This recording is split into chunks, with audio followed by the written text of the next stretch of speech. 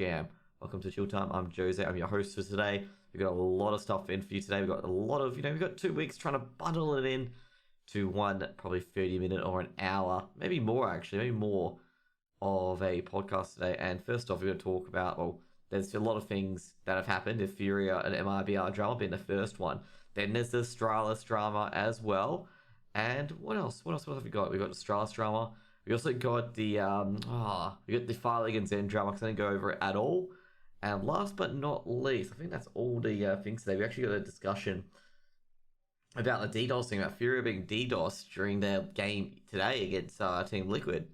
But anyways, let's start off with first things first. So this is we're going to dive right in to the first one about Furia and MIBR. So we're going to change the goal as well because that goal should not be there.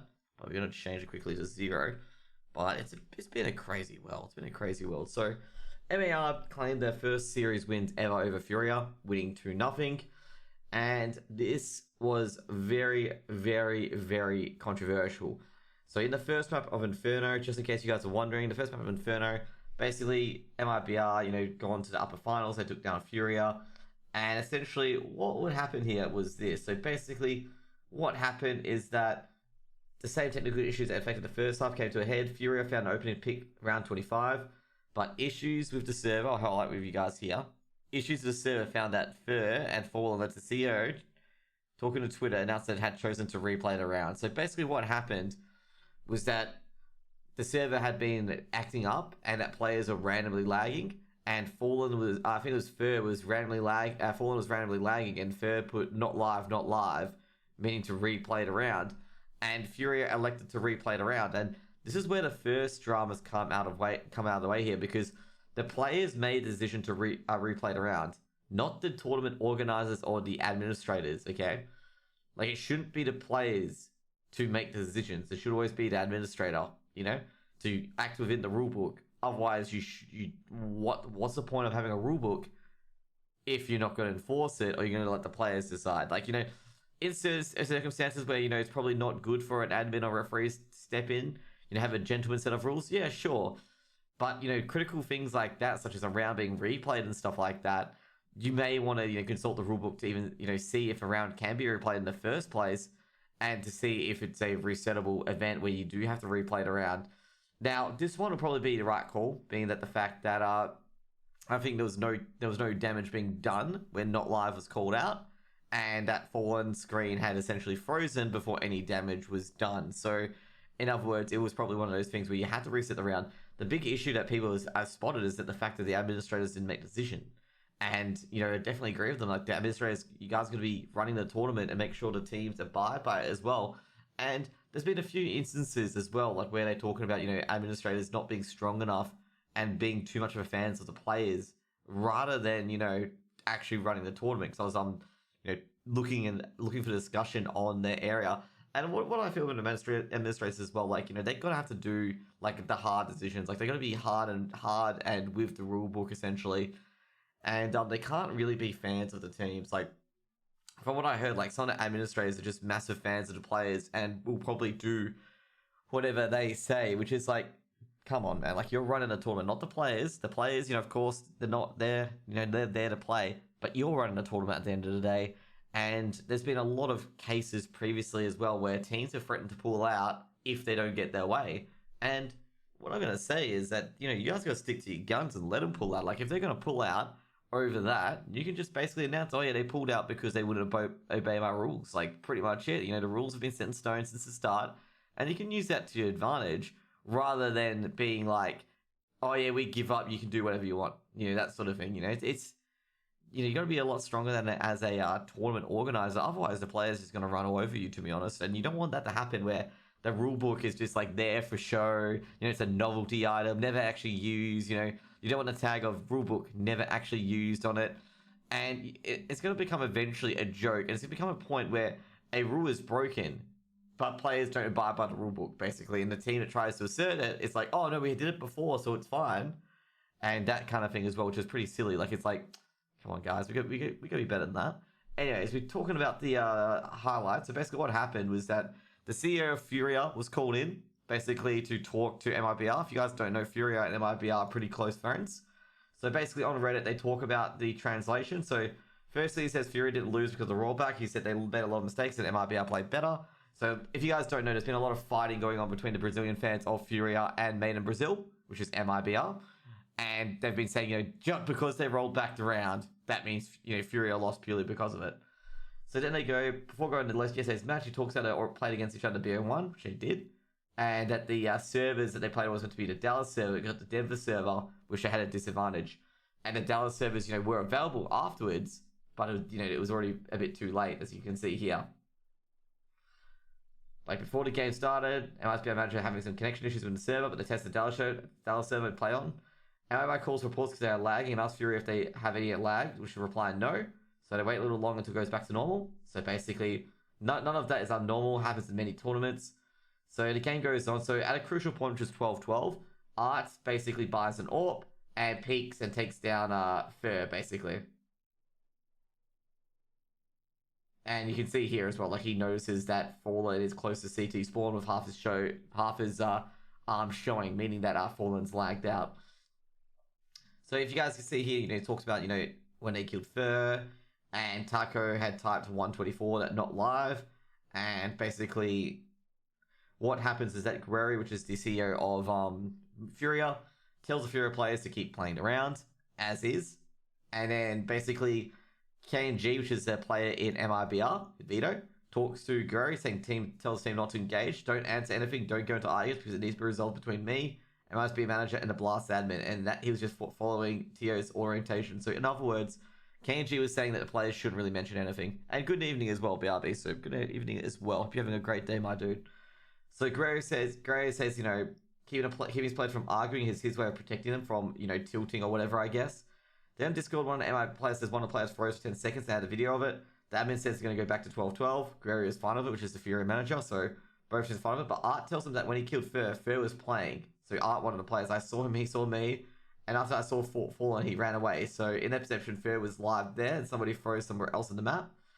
And so Guerrero asks why there's going to be a rollback. And the admins had already done it already. And then there was not going to be a rollback anymore. MIBR manager got upsetly so, because, Fury would have been up 13-12. And the discussion shifted from, is there going to be a rollback or where's this match going to be played from now on? And that was discussed for 10 to 15 minutes. Because the server lag had been such an issue for both teams.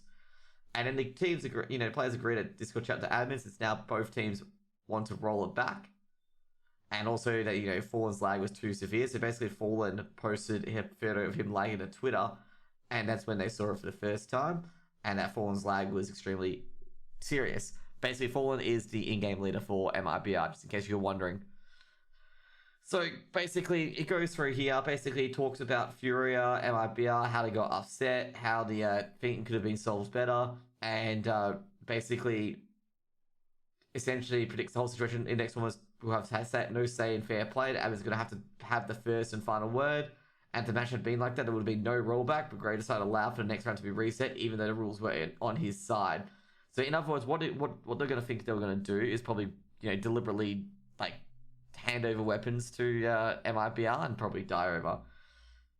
And, pretty much, that's pretty much it. So Guerrero is pretty much, he's the Fury manager, and that's what he was trying to say. He was trying to say, we got into a bit of argument, then there was going to be a no rollback, then there was going to be a server change, and he basically said, if it went to the admins, it would have been no rollback. It would have been basically 13-12.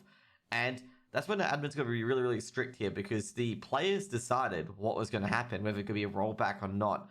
And the admins have got to really look at the rulebook in this scenario. They're going to really go out the rulebook. I think the best case scenario happened. I think that would have been the ending case, is that the round would have been rolled back. But, the admins have really, really got to go in there and really dictate terms to these teams and to these players. The players and the teams shouldn't be negotiating what is going to be done. There's a rulebook there for a reason. Anyway, so basically it evolves into this. And, okay, so the MIBR fans and Furia fans have been arguing on Reddit and HLTV and the various sites, HLTV being the site here, so much. They've been arguing so much, and some of the fans took it to a nuke stream where Furia were being DDoSed. So they took down Liquid. And yeah, so basically here, Furia were being DDoS essentially. And we'll get the article, we'll get the Twitter here. So basically, Fury did beat Liquid in the end, but on Mirage, when they were 7-1 up and playing a really, really good game, basically they were essentially DDoSed. And a lot of people, being very, very rude here, as you can see here, saying you deserve it and stuff like that. But the Fury players were being DDoSed during this game. So basically what happens is the Fury players are playing at the office, and they were DDoSing Fury's IP, and Fury are still won on Mirage 16-8, as you see here. And I just don't get it. Like, what? I don't understand the MRBR fans. I really don't understand the Brazilian fans. You guys got exactly what you wanted. Like, exactly what you wanted. And then you go and start DDoSing Furia in their other game against Liquid. Like, some of the crazy fans who thought they were justified to do that. That's not on. Like, you don't do these to these players. Like, It's another thing. Basically, back 4 years ago, apparently DDoSing was a massive thing where there were DDoS specific players to make sure they DC for certain teams to win. And, we don't want to go back to that. Like, we can't go back to that at all. Like, it's going to eventually come to a scenario where, agencies, like betting agencies potentially, or people in general, like a syndicate, will start DDoSing players to make sure their bets win, so they lag out. And maybe we saw some of that as well in that, area as well. Maybe some really, really bad faith actors in there doing it deliberately to make sure Fury didn't win the last map. Made sure that Liquid won. So, hopefully that wasn't the case. But, that could happen again. And that was back in 2015 when that started happening. It wasn't from, betting agencies and stuff like that, but it was just people in general, like DDoSing, like fans and stuff like that, DDoSing certain players. But anyways, let's get to the next matchup, which is going to be Big VG2 in the Europe Spring Masters. And Big wins their first tournament. This is the first time betting places won't have CSGO betting. If that's the case, yeah, exactly, they won't. But it's the first time it's happened in 4 years that a team's offices has been DDoSed. Okay, it's the first time that's happened in 4 years. Okay, just in case you're wondering, first time it's happened in 4 years. Now for this one, so better stories. Let's go talking about some actual CS:GO for once. Or we can actually let's stick back to the. I know we have chatted about admin decision a lot, and I think that's I've already said what needs to be said about the adminning at certain events. Is that Richard hasn't been at an event for a while. I know Richard Lewis commented about it in forum as well, to say that the rulebook can't be a decoration. That's my opinion. The rulebook can't be a little decoration. I've got a book here. Like, you can't have this here. There's my book, even though it's a Blizzard book. You can't be like this. Oh, here's the rulebook. We're not going to use it. We're going to let everyone else decide. We're not going to use this at all. This is just a souvenir. So if you want to get the rulebook, it's not worth anything. We're not going to enforce it. You can't have it like that. Okay, you can't have it that way. You got to be. You got to use the rulebook to reach that outcome. Whether it's going to be beneficial or give it in the spirit of fair play, you got a rulebook there for a reason. You got to enforce it, and both teams have got to understand. Like, both teams can't go, "Oh, we didn't agree to this rulebook." It's like, dude, the rulebook's given to you 2 weeks before the fucking event. Okay, you can have just a lawyer, like a rulebook. I gotta tell you now, like we have got the rulebook for Mountain Dew League. Okay, that rulebook is like 20 pages, and it's in 12-14 font, and it is spaced out. And that's easy to read through, okay? Very easy. Most of the rules, like, I think half of the rules are about, your team name in the league and how it's structured, how the finals go and stuff like that. For situations where a team's DCs before the round ends, whether it's client side or person side, they have a quick rundown menu, probably a page and a half, discussing all those, things that should happen. And if you have an issue or reschedule, it shows you the things that you have to do. And I don't think it's it's not hard for the players to understand, just in case anyone argues that, saying that, oh, I never read the rulebook. It's like, no, you get the rulebook in advance. The rulebook isn't a fucking, like, a boring corporation's law book where it's, like, fucking yay high and it's, like, filled with, like, 10 fucking font, like, 700 pages. It's only a 30-page document, which considers all the scenarios and then considers a catch-all scenario where the admins have the final say.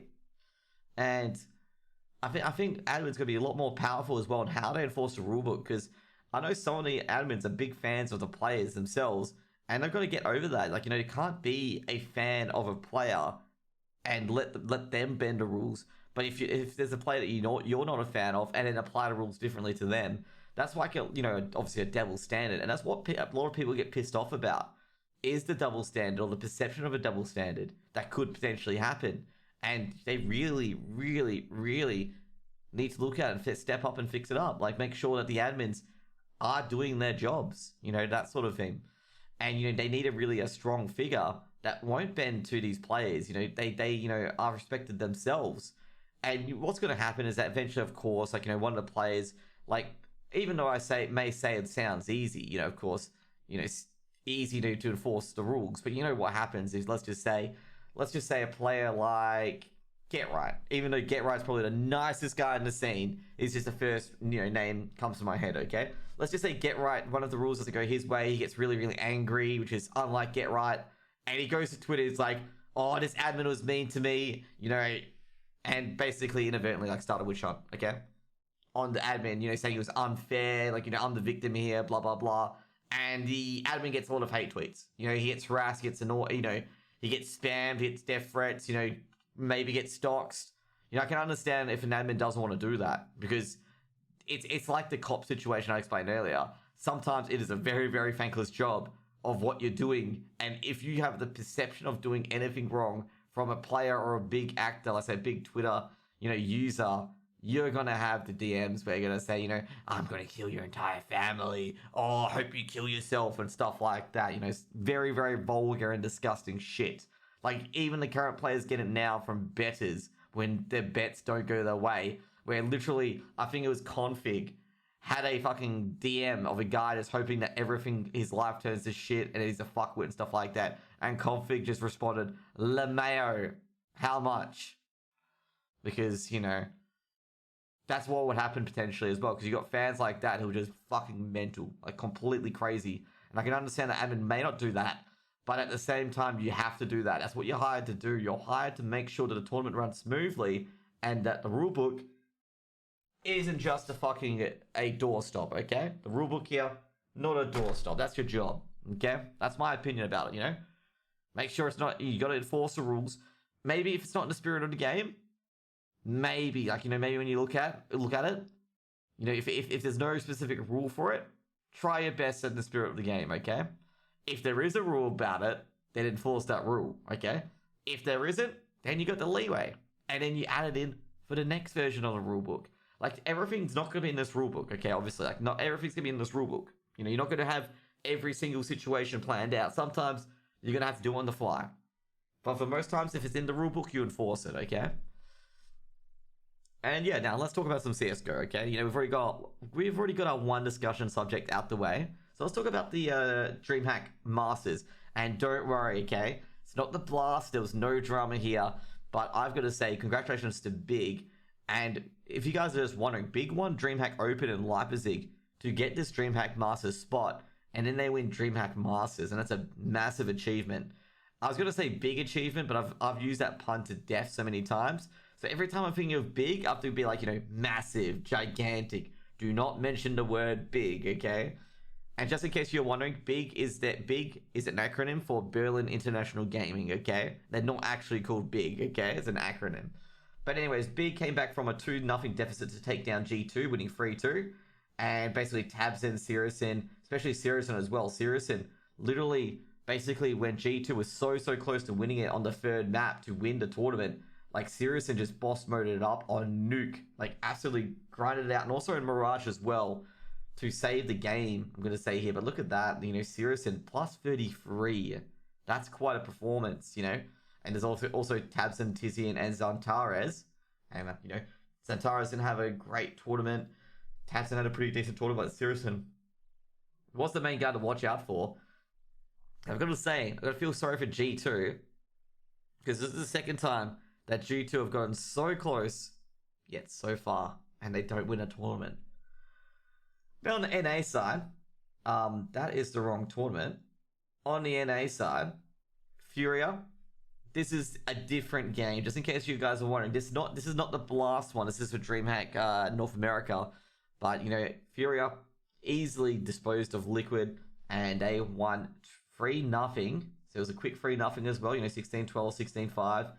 and they just basically blitz Team Liquid. Like Team Liquid, they've never been a very, very good online team. As far as I know, Team Liquid, they've been a bit, lower than usual. And Fury are just getting all the right moves, and they're in some some amazing form at the moment. And it's good to see that the DreamHack Masters has been able to function online. So that is a good thing to see. Anyways, guys, we're going to talk about the We Play Clutch Island team list. So basically, this is the Road to Rio, regional system for the CIS teams, with Namiga, Sparta, and Gambit Youngsters being invited to it. So pretty much the teams here is going to be Hard Legion, Spirit, Virtus Pro, Windstrike, Na'Vi, Namiga, Gambit Youngsters, and Sparta. And those players will be, competing for points to, make their way into the major. So basically what's going to happen is that, teams with the most points will, be considered a team that's further in the tournament, while the other teams can be considered contenders, where they're going to have to verse the teams that try to qualify for the minors to take them on. So that's what this Road to Rio tournaments are for, is to give a ranking to these organizations on who's going to get what spot for the major. Like if you have a higher spot, you'll be picked first for the next major. It's to kind of enforce the teams aren't just lucky through one qualifier to make the tournament. It makes the team has to silently work up for it. Like they can't, win 4 BO3s and they're qualified for the major. They have to, win a few tournaments or place well before they can make a major. And that's what Valve has been trying to do for a long time, is find a system where like they're able to do that, where they're able to make sure that a person isn't just a one-off, one-hit wonder. Like for example, with Vanguard being one of those teams where Vanguard, all they did was win the major qualifiers and, got really, really far in the major. And then when you went to any other tournament, Vanguard just effectively flopped. And that's what they're trying to change in this region. They're trying to change that so that there's a more of a progressive route where you're going to have, tournaments that lead up to the major to give you an idea of basically like, which teams are playing really, really well and which teams are basically one-hit wonders. So basically, I'm not sure when these are going to be played. I think WePlay's been playing shortly. I'm not sure. I have emailed them as well to see if they need anyone, like if they need any casters, but haven't got any email back. I actually got an email back, as I said from before. I got an email from Beyond the Summit, which was BTS. Just in case you think BTS is a Korean boy band, no, BTS is Beyond the Summit in Counter-Strike. And I just sent him, what events I've casted and the casting reel indeed for them. And, so that's what We Play Clutch done. So now we've got CS Summit 6, which is the EU and NA side. So we've got the on teams being announced as well. So basically the talent is going to be Moses, Potter, DDK, Maui Snake, Fifth Laren, and the Bears, which I'm going to say is interesting for, who is it? That Bardolph isn't there, which is a kind of interesting because DDK and Bardolph are normal casters, but also, not to mention as well, like, I'm going to mention it now, is that Moses and Anders aren't there. It's just Moses. So it's a bit odd, like they break up two of the main caster duos, which I'm a bit surprised by. I'm like, oh, and you expect Anders and Moses, Henry G and Machine, it's a major, you expect the best down, but I think maybe these players are taking a bit of a break. They've got Mario Snake as well. He's been making his way in the scene quite a bit, and of course Fifth Laren being Dignitas's manager at the moment. I'm not sure how that's going to go, given that Dignitas are in this Road to Rio tournament, as Dignitas did make it to the minors. And the Bears, I've not heard of him, but the last name, he's Danish, I've seen, but I've not heard of him before. And then you got the remote commentators being Launders and Scrawny, so that duo is welcome back in open arms. A lot of the Reddit users and HLTV users are a bit upset about it, not sure why. Like some people feel like they miss important events, but I don't see any issue with Launders and Scrawny's casting. I think it's pretty much fine. I think just people just doing what they did to Pimp and saying, like, oh, Pimp's a bad caster and stuff like that. It's like, man, he's talking about the match. You can't fault him for that. Then you got Jackie and Ezio. I've known Jackie. Jackie did cast a few ESL qualifiers. I don't know that much, but I've never seen Ezio. So that's a new one. So I know who Jackie is, because Jackie, of course, he's on NIP staff, and he's gonna be brought in for the event. And that's going to be pretty much it for the on-air team. I did send my resume, but it's way too late, by the way. So of course, as I said before, this regional bracket's starting up. So basically, there is a closed qualifier for this. That's what I've applied for to cast, is the closed qualifier. And well, I haven't had any opportunities thrown my way yet. The closed qualifiers start on Monday, and the second half of it starts on Tuesday. So, and also not to mention that these IPs are closed, because I tried to cast the open qualifiers, and no one was allowed to cast the open qualifiers. And now we've got the closed qualifiers where they have 8 BO3s. And I haven't been told, or no one's not even sure on how anyone's going to get the IPs and how it's going to be casted, because as you see there, like, they've only hired 10 talent. You know, are they going to have a talent like solo casting a game each, or what? Like, you know, that sort of thing. And hopefully they don't have what happened with the DreamHack qualifiers, where they had one game being uncasted in English, which was the Cloud9 game, which is actually very important. It was Cloud9 v Triumph, was not casted because one of the casters just went off. You know, just logged off for the day, and that's it. And there was, of course, a bit of, you know, outcry about it. And, you know, of course, it can't be compared to, of course, the previous disaster of the ESL qualifiers at one point, where none of it was casted in English. And it was a Cloud9 v Gen G game that no one was casting.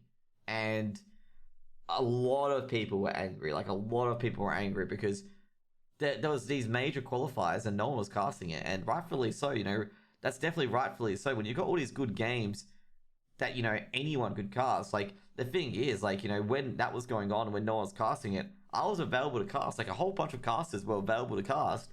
It's just they didn't. Like, what happened was that when I was talking to Mitch, basically Mitch being the from Capping TV about it, we were trying to get one of the games, like, you know, trying to get one of the games, and by the time, like, it started playing and we hadn't had a response yet, and I'm like, oh, this is a bit of an issue, like, what's going on, you know, that sort of thing. Like, you know, we had a response. We applied like 3 days earlier to cast just, you know, one Europe game, because that's all I wanted to cast. It's going to cast it on Mitch's channel, because Mitch had, you know, rights from ESL to cast a game. And, you know, ESL, right, you know, this was before they changed everything, of course, but it made a big application and they made it 20 times better, like 20 times better. And then basically ESL get to act together, and basically every game was casted in English. Like, there was not a single game that was not casted in English, okay? Like, not at all on either of the regions for the major. And I'm gonna say, you know, ESL really lifted their game here. But anyways, here's the CS Summit. So this will be all on Monday. So this is what you're gonna be applying for. You're gonna be applying for trying to cast the Monday games and the Tuesday games as well. So basically, Monday games will be all, you know, Monday. So cast, you know, one, then cast that BO3 as well, and then cast these BO3s here, essentially.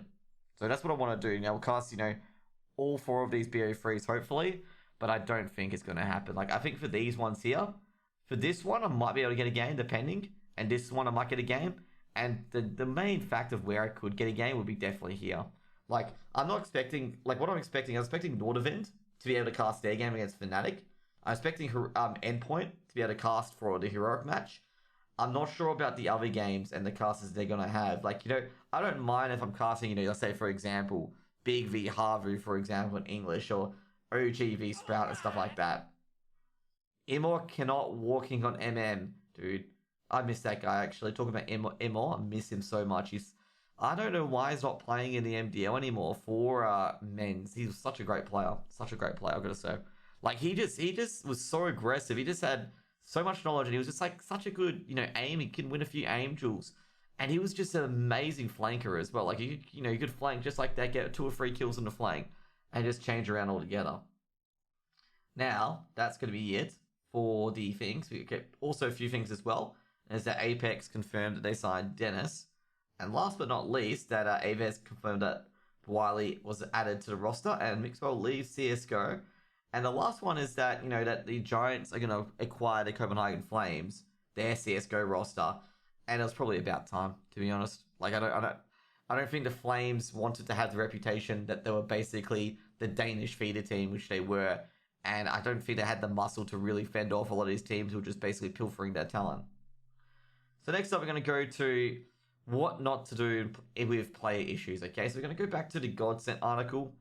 basically what happened is that Makalele, who built the God Sent roster, of course he was benched, and they picked up Fire League. So talking about once again the Copenhagen Flames, is that he was benched and they picked up Fire League. Okay, so Fire League was picked up and Makalele was benched. Okay, and Makalele took it extremely personally and stuff like that, according to his other players as well.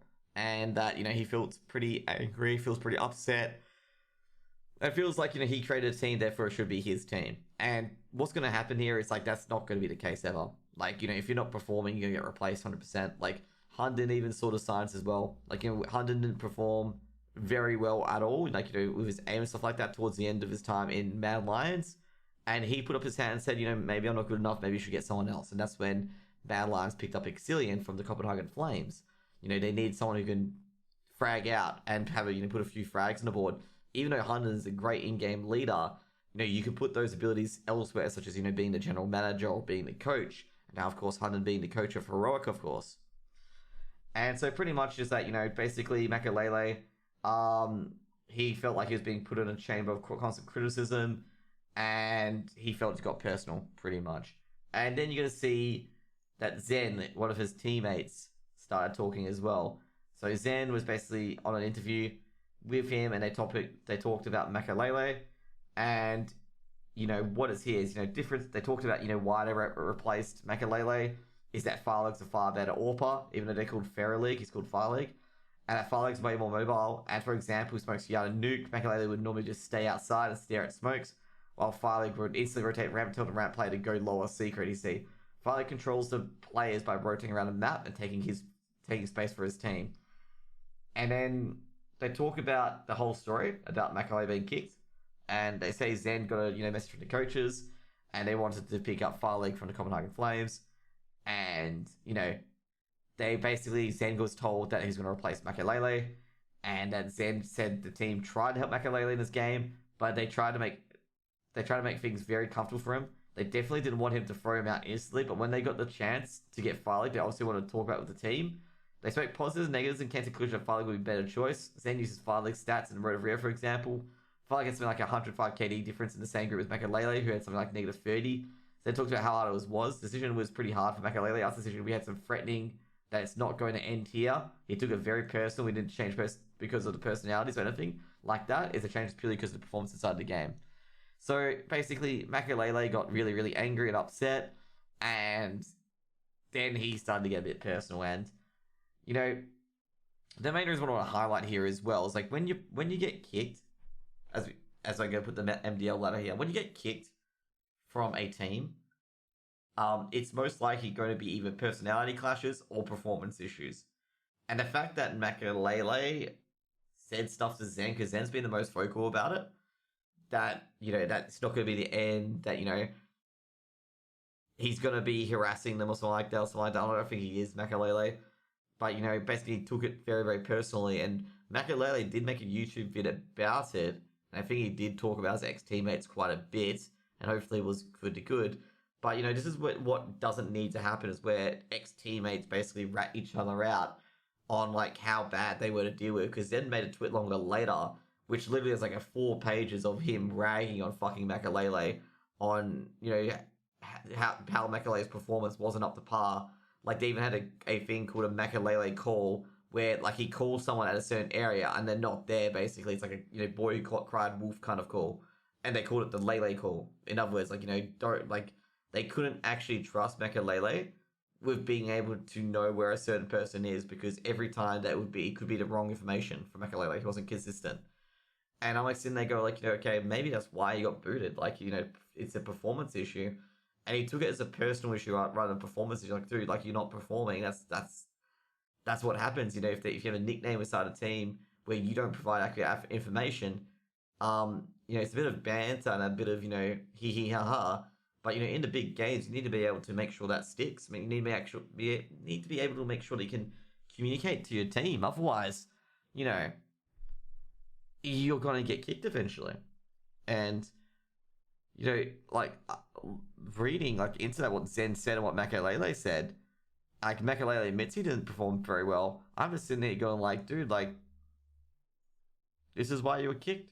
Like, pretty much it. Like, you were kicked purely because you did not perform. Your teammates couldn't rely upon you because, you know, you weren't able to communicate information. It's just like, now what do you expect? Do you expect to stay in the team?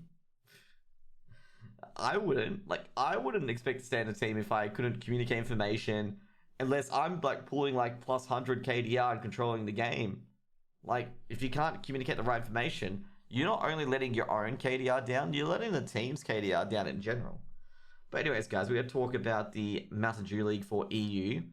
And, you know, I 100% agree with Makalele being kicked. Makalele wasn't performing particularly well.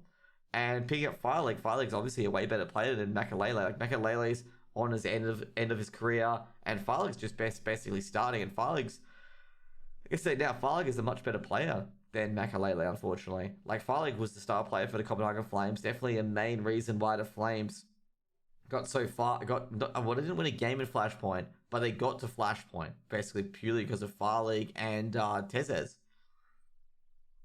Now we're gonna look at here. So the Mount Dew League for EU, nothing's been set yet for the playoffs, but I know Prosto has been relegated, or not relegated, but in, you know, gonna be playing some beer for yourself this season. And well, I'm gonna tell you now. Is that yawn? Kind of expected. Like, Prosto did not play well in the MDL this season, and then they lost Yukinda to Virtus Pro, and that just made it worse. That just made it 100 times worse when they lost to Yukinda to Virtus Pro, and also not to mention that Nickelback also stood in for Virtus Pro as well.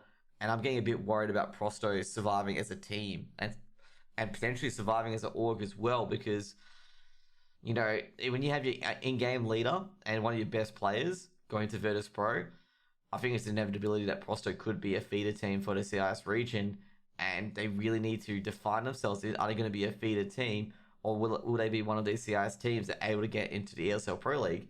And this is going to be becoming the the fork in the road. Are they going to be able to stay in Mount Dew League, or are they going home back into Advanced? If they go into Advanced, I think that's a dead team walking, in my opinion. Unless they get back into MDL and stay together for 3 months, that's a dead team. That's a dead team, in my opinion. Now, you know, men's Movistar Riders have been very disappointing, but at least they're still competitive. Like, they're still able to avoid relegation. And you got Gamer Legion. Gamer Legion have done a very, very good job of digging themselves out of relegation. Then you got Wizard Cuckoff and Fate, Hellraisers and Nordavind. And they're all around the same wins. And I've got to say, this is similar to the AU Mountain Dew League between these teams. You see Singularity, Skade, Sprout, Alternate Attacks. Alternate Attacks having a massive and a great season, being in the top 8 already. Then you got AGO, Pact, Endpoint, and Namiga. And Namiga, I've got to say, you know, they are looking at to be the number 1 seed, which is incredible for the Belarusian team, who could only manage to be 8th or 7th in the previous season.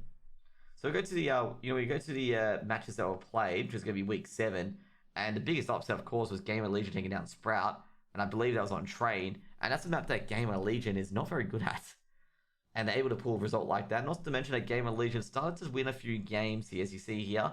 Namiga took down AJ, which is another big upset. But you see here that Gamer Legion had won 4 in a row, even taking down Namiga on Inferno, which is absolutely massive, because one of Namiga's best maps is Inferno.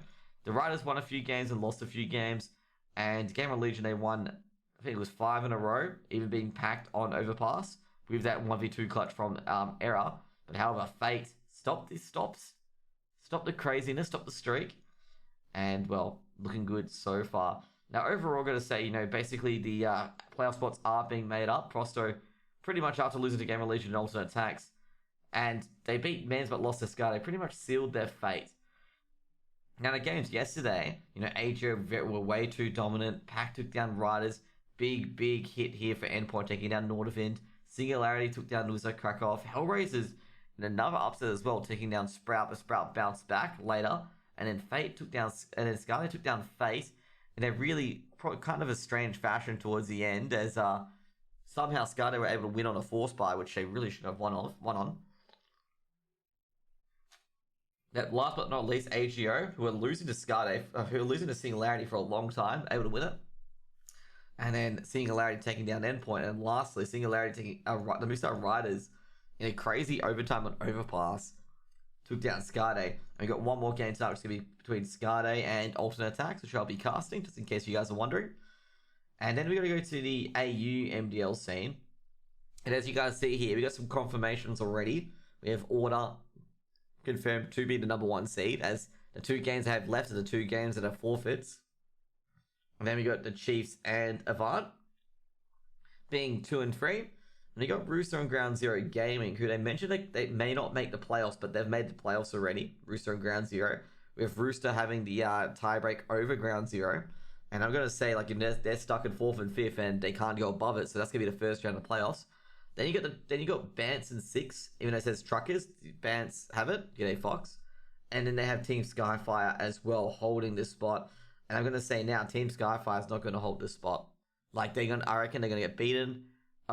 They can't get beaten given that Skyfire's finished that season on 8 and 9. I don't think Paradox will make the finals. Like, I think Paradox will make the finals. Mako and Overt are pretty much out of it now. Like, Mako have got to win 2 games. I hope Paradox don't win all their games, and Mako do have to verse a team that's still fighting for their final spot. And Forbidden, they should really have a relegation already on them, because they can be relegated. They are relegated. You know, they can't overtake Control or Incept, given that they have 6 wins now, and Forbidden only have 4, I think it is. I think they will be relegated too. So last but not least, we see here is Week 7's match. There's been a lot of matches, actually. So, you know, Ground Zero getting all their matches done. And also, you know, Order and Avant getting all their matches done before the tournaments that will come up later in the week. And, you know, I think Avant played like 6 or 7 matches over the last 2 weeks. They did, which is, you know, quite a lot of CSGO to play. You know, Avant played 3 games in one night. And the big game changer here was between Ground Zero and Chiefs here, where Ground Zero, where Chiefs took down Ground Zero. Another match as well, another big upset. I'm trying to find the upset, was Scarfire being both bans and Incept was massive as well. I'm trying to find the big upset that occurred. Was this one here with the Truckers. The Truckers losing 16-2 and 16-6 to the Chiefs and Rooster. And now the Truckers have got themselves in an awful scenario where they might not be able to make playoffs. Like, they made such a good run to get to that, you know, 3rd and 6th hustle. And now they've got the potential that they may not make playoffs purely because of the fact that they just can't beat the top teams.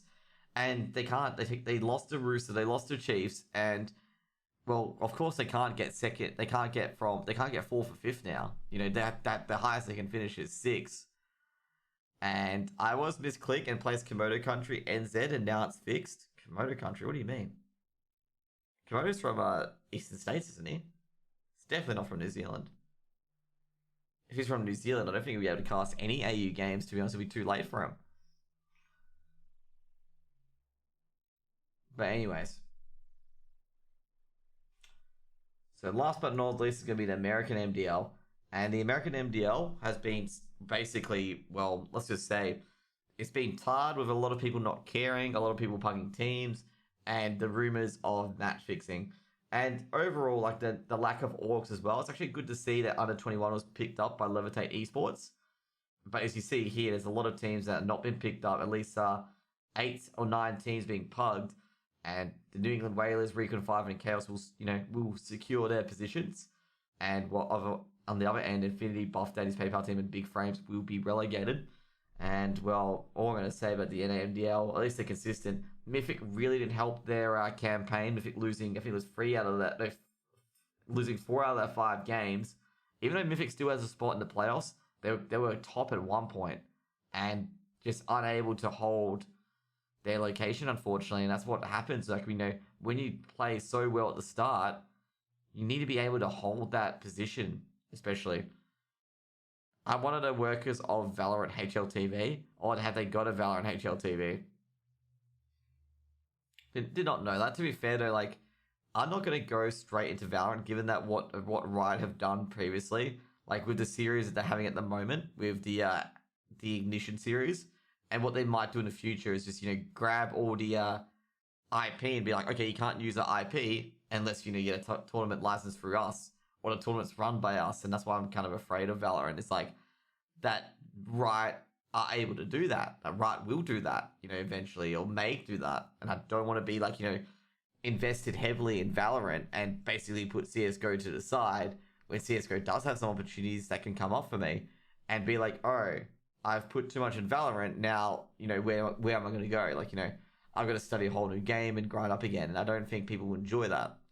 Then again, all Komodo does pretty much, like mostly other than his, Valorant streams is cast, like, building HUDs, casting and stuff like that. So maybe he has more time than me, essentially.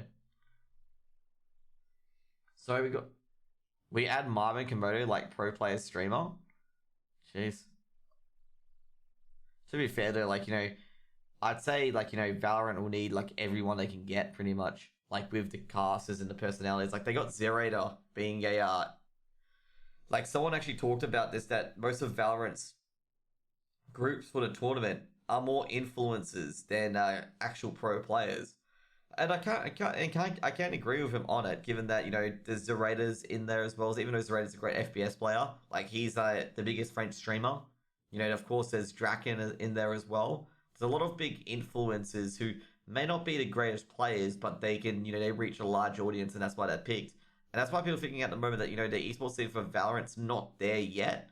But they know, like, a lot of people who, who know Riot and who've worked with Riot before, like Foreign, for example, know, like, when the thing slips, when the esports starts making a big splash in the pool, that Riot is going to basically take it all up, and all these community tournaments are basically going to die, and it's just going to be what Riot says goes. And I don't want to be in that scenario when that happens, because a lot of talent are going to find themselves that they don't have a job, basically, because Riot, sometimes they put in their own casters as well, and, who basically knows Riot more and knows Riot better pretty much wins. My brain is fucked by English. Oh, what I'm saying is that sometimes, Riot can be like, yoink, no more esports, and that's pretty much it.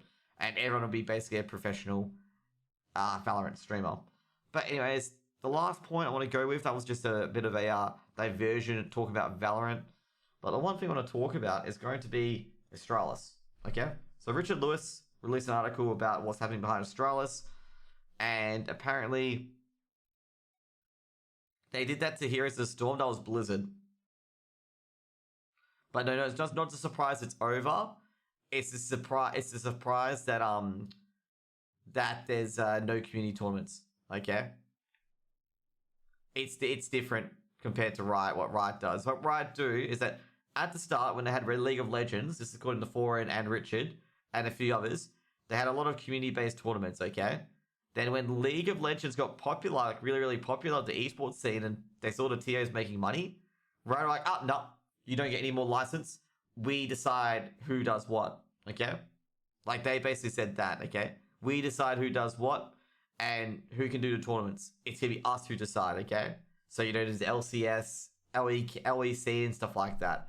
And they're all ran by Riot, okay? Like, there's no community-based tournament organization. So if you're in the shit with Riot and Riot do not like you or do not think you're good enough, they will not pick you up, okay? They will not pick you up at all. You can be shunned, basically. And also, LoL is the most unpopular game in the CS region. Yeah, that's why a lot of them play Dota instead. The bro culture, it's not the bro culture, because I know Riot do have a bro culture, but it's not that. It's the fact that there's going to be less jobs, because what Riot do is they make this events few and far between, so it feels better. So it feels like better winning a tournament compared to CSGO, who have literally a tournament basically every fucking day. Like, you can check HLTV and see there's like, 10 games for at least 4 to 5 different leagues or tournaments. Like, they're going to make them few in between. So there's going to be less casting gigs, okay, for these casters. And maybe they're going to have to do more shoulder content where they're going to have their own podcast and really discuss the ins and outs. Maybe that could be the way for it. And that's what I mean about, being careful of casting for Riot, because it all could come crashing down and suddenly you have to adjust very, very quickly. And some people might be going, oh, Jose, you're overreacting. Riot may not do this. Yeah, they may not, but they've done it before. And that's why I'm just being weary of this. That's why I haven't casted Valorant that much yet, because I just feel that, when Riot come in, especially in Australia as well, because I feel like, Australia does suffer a lot from the casting issues, unless you're like Sponge, for example, is that the time zones aren't good for you in Australia. Like, the EU time zone's pretty decent, but you can't cast any of the games past 8 p.m., or not 8 p.m., past 6 or 7 p.m. in Australia, unless you're on the West Coast. And it's just like, all you can cast is the early EU games. Like, for example, Sponge moved to Malta purely so you could get to all the EU locations, and also Malta has a really good tax rate, just in case you guys are wondering. But he moved to Malta so he could be in the EU time zone. That's what he was doing, is being in the EU time zone, because the Western Australian Perth time zone didn't help him. Like, it didn't help him a bit. He came back for Christmas, I know that much, because he was trying to look for a place in Mount Lawley, which is in Perth, of course, because he came back to visit his folks during Christmas. He's a West Australian, just in case you guys don't know that Sponge is from Perth. But, that's the sort of thing that you got to watch out for Riot. And a lot of casters are watching out for Riot. Like, there's a lot of the up-and-coming CSGO talent going to Valorant. As you can see, like, they're in a lot of tournaments like Upmine and a few others and stuff like that. All into Valorant, trying to get into Valorant a bit more. And I think that's probably for the pure reason is that they're not getting a fair go. Or not the fact they're not getting a fair go, they're not getting any opportunities in the NA scene. It's like with the NA players I talked about in the last podcast, is that if you're not getting a paycheck here, why not try Valorant? Then why not see if you can be signed up by a team? And obviously you can see that Swole Patrol returning to the Mountain Dew League, just in case you guys are wondering. You can see how it can be successful and how it can be a failure. So with the failure being, Freakazoid, Cooper, and Zelsis, where they were unable to fund the team. But, success with Wardell, Sub Rosa, and a few other guys from Auglers who found a team in TSM.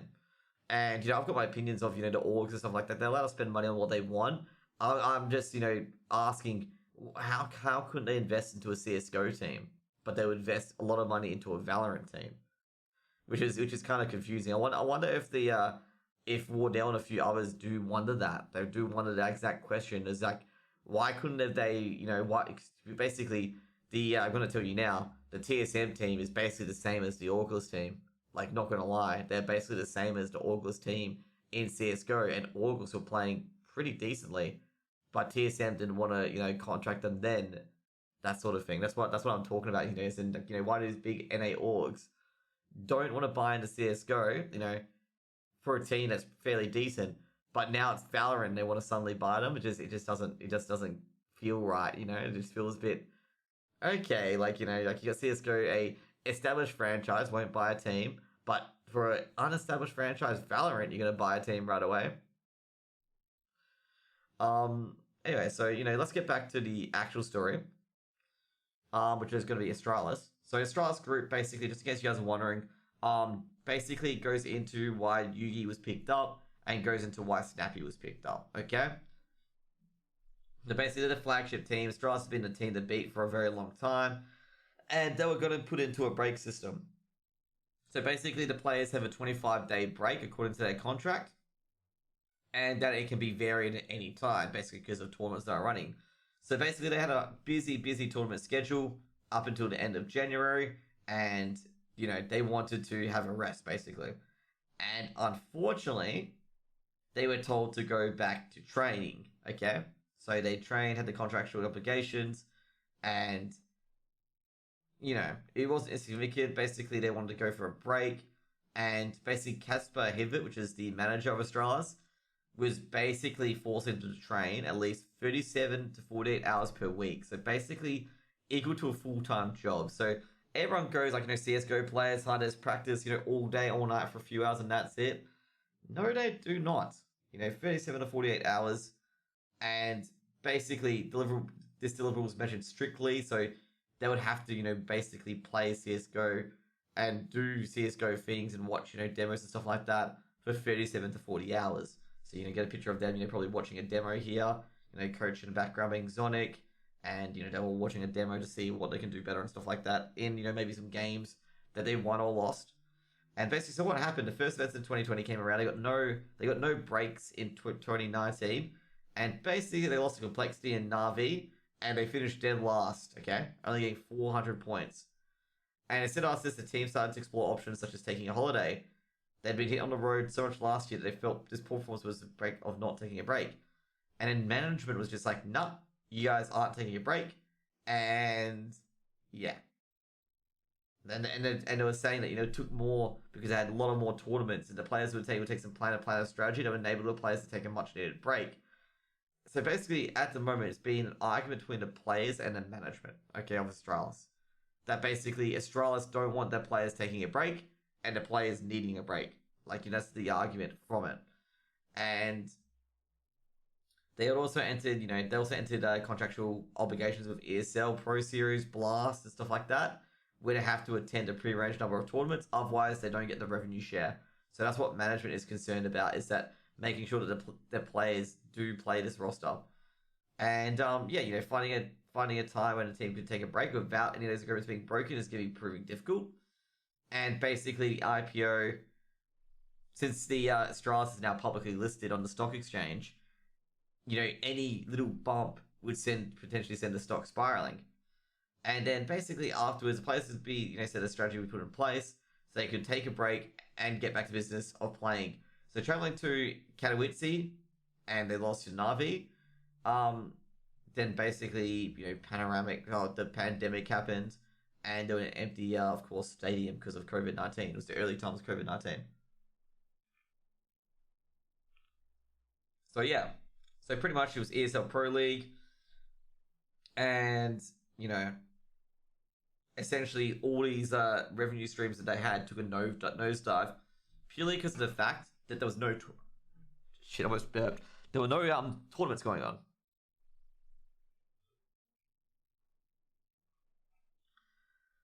And well, what happened was that the players were going to have to take a pay cut because revenue wasn't coming in, and it was suggesting a 30% pay cut to the players of Astralis. Now, Astralis also own a League of Legends team, according to Richard Lewis, or not according, they do, and they took a pay cut, 30%, okay? And the players weren't a bit happy about that, okay? So you can see here, Oregon brand, they took a pay cut, and that basically afterwards, this is the worst part, this is the most worst part about Astralis, and this is why I can understand why Richard Lewis and Foreign do not like Astralis at all, is that they were using it to sign another player, okay? They'll tell you all these players go, take a pay cut, and they were using the money to pick up another player. So basically, they were using this, they were lying to the players, being like, okay, you're taking a pay cut for, to keep the business running, and then go around and sign another player, which is a bit crazy, to be honest. And that's what they're thinking that this player was going to be, was that get the players to take a pay cut, and then suddenly players come out of the woodworks, i.e. Snappy and Yugi. So, essentially what the premise was going to be is that the salaries were restored when this is over, but we know that won't happen, and some players took it because, they took the deal because, at least they're getting a salary. And yeah, so basically the CSGO players were unhappy, and not only did they not get a holiday, they were being asked to take a pay cut, and dude, can you imagine some of the players in that meeting when being told to take a pay cut after their break being rejected? That wouldn't have been pretty at all. And there's been a lot of sources that have been saying that in the end, everyone, accepted a 30% pay cut, and some people didn't as well. So what happened was that on March 22nd, they signed S-Tag, Astralis, and they were going to sign S-Tag in the, I think it's going to be the 1st of June, I believe, July, when he's going to play. And basically, they had been talking of buyout. Heroic wanted him at 800,000, and Astralis, elected to wait for a few months. So what's happening is that during this, so what Astralis said, it's going to be a long-term plan to rotate players in and out of the competition. And, there's some people being like, oh, maybe Astralis is trying to lead the way. And then there's the detractors being Richard and Foreign saying that they're just going to replace players that are, they're just going to replace players essentially with lower paid players, or someone's on their way out in that team. They're not going to have a 7-man roster. Someone's going to be leaving shortly. So basically, Casper being the manager and stuff like that. Essentially, let's just go through this quickly because, we're getting close to the end of it. But pretty much what happened is that they signed Yugi, and then they signed Snappy on short-term deals. And then basically the mask fell off, that essentially what they were doing, what happened as well is that Fingo left. I think it was Zipnix and Glaive took breaks from the game, and the mask quickly came off that it wasn't a move, you know, some long-term super move. It was basically a move to, you know, make sure that they had a team of 5 in the Astralis brand that were available right away so they could continue playing under Astralis banner. And as you guys may have noticed, is that essentially, you know, with Snappy and with Yugi, Astralis has just gone downhill. Like, Astralis could have been knocked down in the first round of Blast purely because of let's just say Saw, you know, won a game, entire game against Astralis. Astralis were going down because Saw would have lost because of the tiebreak, that sort of thing, you know. They would have been going down right away. But anyways, guys, that's going to be it for Chill Time with Jose today. I hope you guys enjoyed the discussion, enjoyed the ideas that I may have put in your brain. And, you know, we'll catch you up tomorrow. Well, not tomorrow, sorry. Catch you up next week, sorry. And I'm Jose. I was your podcast host and everything else here. And hope you guys have a wonderful day for the guys at YouTube. Now, for the guys at Twitch, though, you'll be still watching me live. For the guys at YouTube, you can subscribe and like my video, share it down below. And I'll probably put this video up tomorrow. So, see you guys for now. Peace out.